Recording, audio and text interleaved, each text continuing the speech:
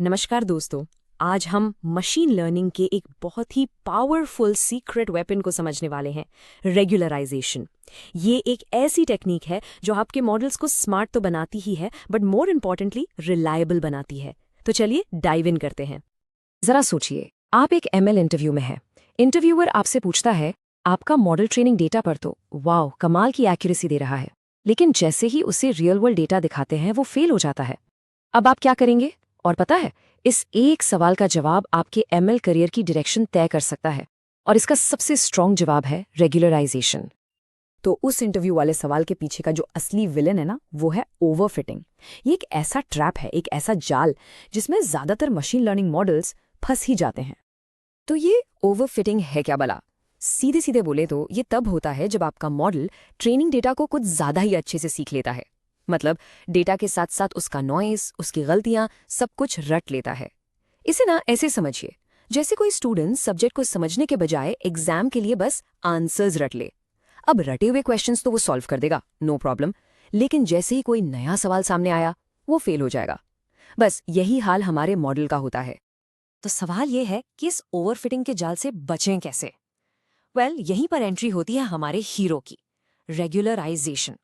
ये एक बहुत ही पावरफुल और एलिगेंट टेक्निक है जो हमारे मॉडल को इस मुसीबत से बचाती है। ओके, तो ये रेगुलराइजेशन असल में है क्या?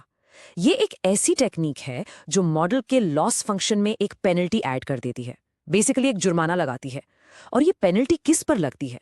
मॉडल की कॉम्प्लेक्सिटी पर, मतलब वो कितना कॉम्प्लिकेटेड हो रहा है। सिंपल सी बात है, ये मॉडल को हद से ज्यादा कॉम्प्लेक्स होने से रोकती है। इसका फंडा ना बहुत सिंपल है। हम मॉडल के ओरिजिनल लॉस, मतलब उसकी जो मूल गलती है, उसमें कॉम्प्लेक्सिटी पेनल्टी और जोड़ देते हैं। इसका मतलब क्या हुआ? अगर मॉडल ज्यादा कॉम्प्लिकेटेड बनने की कोशिश करेगा तो पेनल्टी बढ़ जाएगी और उसका टोटल लॉस भी बढ़ जाएगा। और हमारा गोल क्या है? इसी टोटल लॉस को मिनिमाइज करना। ऑलराइट, अब इसके टाइप्स देखते हैं। सबसे पहले बात करते हैं L1 रेगुलराइजेशन की, जिसे हम लैसो के नाम से भी जानते हैं। और इसका निकनेम आप रख सकते हैं द सिलेक्टर, क्योंकि ये फीचर्स को सिलेक्ट करता है। तो लासो की पेनल्टी लगती कहाँ है? ये लगती है मॉडल के कोएफिशिएंट्स पर, जिन्हें हम W से दिखाते हैं।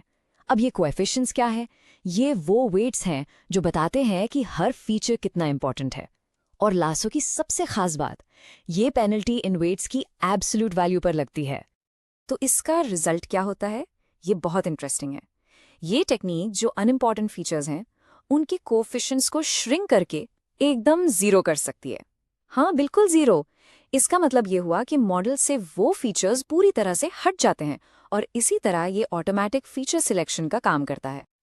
और यही यही है L1 की सुपर पावर, स्पार्सिटी। ये एक स्पार्स मॉडल बनाता है, मतलब एक ऐसा मॉडल जिसमें बहुत कम गिने चुने फीचर्स हों। इससे मॉडल सिंपल रहता है और उसे समझना और एक्सप्लेन करना भी आसान हो जाता है। ओके, अब आते हैं हमारे दूसरे हीरो पर, L2 रेगुलाइजेशन या फिर रिज। अगर लासो दी सिलेक्टर था तो रिज है दी श्रिंकर। जैसा नाम वैसा काम, ये कोएफिशिएंट्स को श्रिंक करता है, यानी सिकोड़ता है। यहाँ पे एक ट्विस्ट है।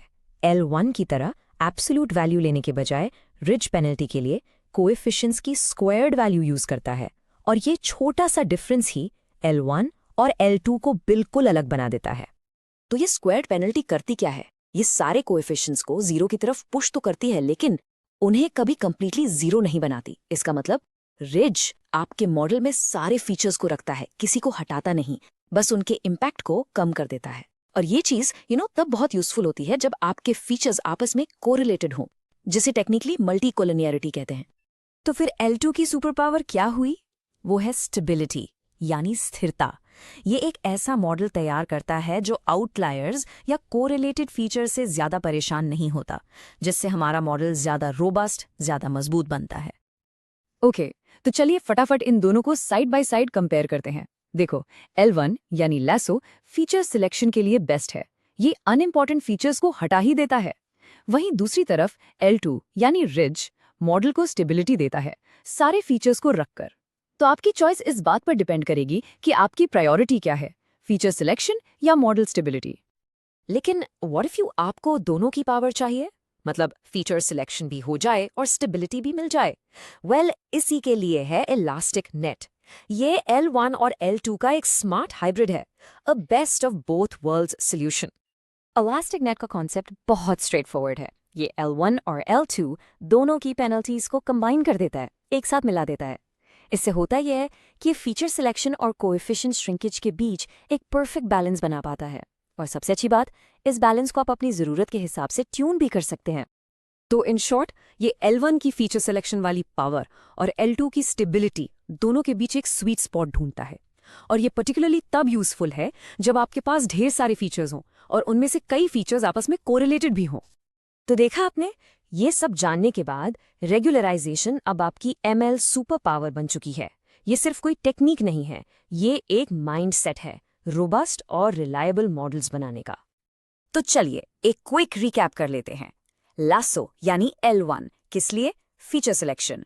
रिज यानी L2 किस लिए? Coefficient stability. और इलास्टिक नेट, वो है इन दोनों का हाइब्रिड अप्रोच। सिंपल। पर आखिर ये सब इतना इंपॉर्टेंट क्यों है? 3 बातें याद रखिए। पहला, ये मॉडल की कॉम्प्लेक्सिटी को मैनेज करता है, उसे सिंपल और इफेक्टिव रखता है। दूसरा और सबसे बड़ा फायदा, ये ओवरफिटिंग को रोकता है।